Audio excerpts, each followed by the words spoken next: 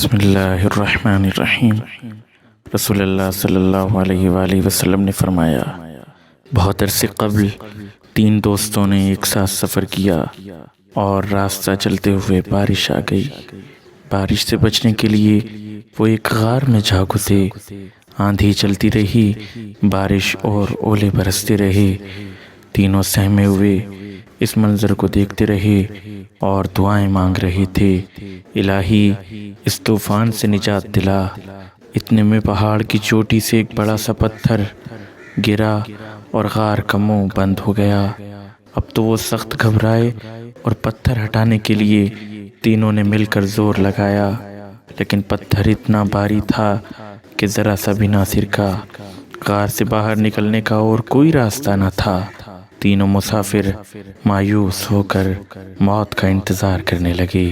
ان میں سے ایک نے کہا، دوستوں آؤ اور اپنے اپنے اچھے کاموں کو یاد کر کے اللہ سے دعا مانگو، شاید اللہ تعالی ہمیں اس مصیبت سے بچا لے۔ ایک مسافر نے کہا، اے اللہ، تو جانتا ہے کہ میں اپنے بچوں کو حلال روزی کھلانے کے لیے دن رات محنت کرتا ہوں۔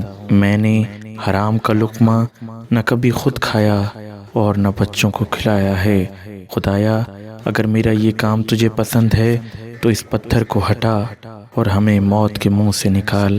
دوسرا مسافر بولا، اے خدا، تو جانتا ہے کہ میں نے ہمیشہ غریبوں اور محتاجوں کی مدد کی ہے اور کسی سائل کو کبھی اپنے دروازے سے کبھی خالی نہیں بھیجا۔